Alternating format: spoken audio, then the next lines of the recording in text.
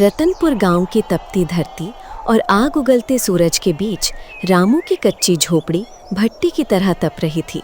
लू के थपेड़े दीवारों को चीर रहे थे, लेकिन उसी तपती झोपड़ी के भीतर एक मासूम सपना अंगड़ाई ले रहा था। मुन्नी को बस एक ठंडी हवा का झोंका चाहिए था। माँ, देखो, मेरी हथेली पर पसीने से दाने निकल आए हैं। ये घर गर्मी क्यों उगलता है माँ? क्या हमारे घर कभी कूलर नहीं आएगा? ये बात सुनकर रामू बोला, राधा, देख रही है कैसी आग बरस रही है। इस बार तो हाथ वाला पंखा भी आग उगल रहा है। मैं कल शहर जाकर काम ढूंढूंगा। मुन्नी के लिए कूलर लाना ही होगा। राधा ने एक लंबी सांस भरकर रामू से कहा कि आपकी हिम्मत की दाद देनी पड़ेगी, पर इस आग उगलती धूप में बाहर निकलना जान जोखिम में डालना है। कूलर तो अमीरों की चीज है रामू। बिटिया, उदास मत हो। तेरा ये बापू वादा करता है कि इस बार तुझे गर्मी में नहीं तपना पड़ेगा। मैं तेरे लिए ठंडी हवा वाला डिब्बा जरूर लाऊंगा। फिर राधा बोली, तुम उसे झूठा दिलासा क्यों दे रहे हो?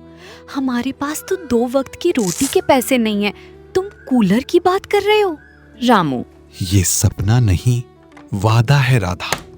मुन्नी की आंखों में जो जलन इस गर्मी की वजह से है, उसे मैं खत्म कर दूंगा, चाहे मुझे रात दिन एक करना पड़े। फिर राधा बोली, नहीं रामू, ये पागलपन है। मुन्नी समझ जाएगी। उसे ठंडी हवा नहीं, अपना बाप सलामत चाहिए।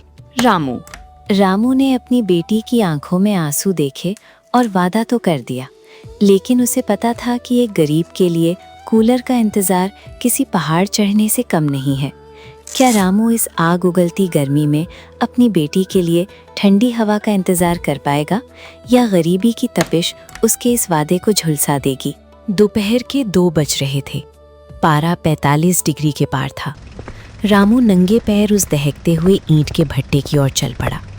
हर कदम के साथ जमीन उसके पैर चला रही थी, पर उसके दिमाग में मुन्नी के वो शब्द गूंज रहे थे, बापू, इस घर में बहुत आग लगती है ना? सूरज ढलने को था, पर रामू का कहीं अता पता नहीं था। क्या कूलर के पैसों के चक्कर में रामू अपनी जान जोखिम में डाल चुका है? और उधर मुन्नी अपनी झोपड़ी के बाहर बैठी अपने कूलर वाले घर का इंतजार कर रही थी। राधा, मुन्नी, अंदर आजा बिटिया, देख कैसी लू चल रही है। तेरे बापू भी अभी तक नहीं लौटे, न जाने कहाँ भटक रहे होंगे।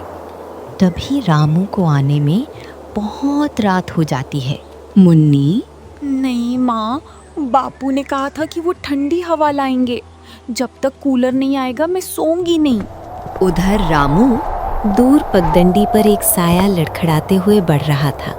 धूल भरी आंधी ने सब कुछ धुंधला कर दिया था। वो रामू ही था जिसके कंधे पर पुरानी कबाड़ की मोटर और घास की चटाइयाँ थीं। उसका शरीर थकान से जवाब दे चुका था, लेकिन उसी वक्त आंधी तेज हो गई। आंधी और तेज हो गई थी।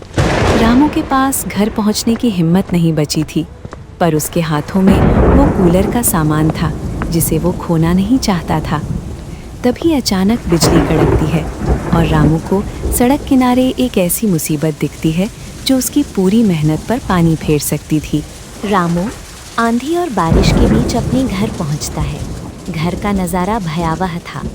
राधा भीगते हुए सामान समेट रही थी और मुन्नी लू और बुखार से तप रही थी। झोपड़ी की छत टपकने लगी थी। फिर राधा बोली, रामू, देखो, सब भीग गया। हमारी झोपड़ी टपक रही है। ये कबाड़ की मोटर इस वक्त क्या काम आएगी? तभी रामू बोला, पुरानी ही सही, इसमें मेरी बिटिया की राहत छिपी है। अब हमारा घर ठंडा होगा। राधा, राधा, रोना बंद करो। ये बारिश तो वरदान है। मुन्नी, देख बेटा, तेरा बापू कूलर बनाने का सामान ले आया।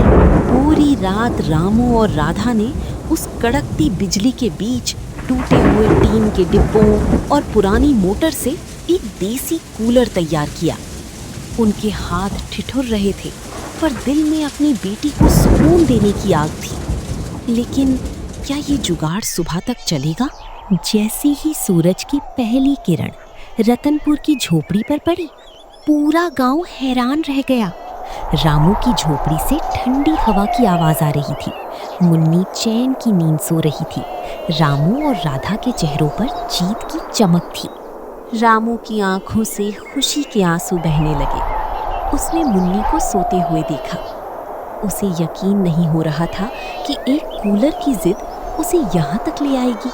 ईश्वर ने हमारी सुन ली मुन्नी। ये पानी ही हमारे कूलर की घास को ठंडा करेगा। आज रतनपुर का सबसे गरीब घर सबसे ठंडा होने वाला है। बापू, क्या सच में ये छोटा सा डिब्बा इतनी ठंडी हवा देगा? ये तो जादू जैसा लग रहा है। देखो माँ, अब मुझे गर्मी नहीं लग रही। अब कोई हमें गरीब नहीं कहेगा ना। अब तो मुझे बहुत अच्छी नींद आएगी बापू। रामू, मुझे माफ कर दो। मैंने तुम्हारी मेहनत पर शक किया था। आज इस ठंडी हवा ने मुन्नी के चेहरे पर जो मुस्कान दी है वो करोड़ों की है। बिटिया, ये कूलर सिर्फ मशीन नहीं है, ये तेरे बापू की मेहनत का पसीना है जो अब हवा बनकर तुझे सुलाएगा। अब इस घर में कभी गर्मी नहीं लगेगी मुन्नी, क्योंकि हमारे हौसले बहुत ठंडे और मजबूत हैं। और इस तरह रामू के घर का वो कूलर गरीबी पर मेहनत और प्यार की जीत का प्रतीक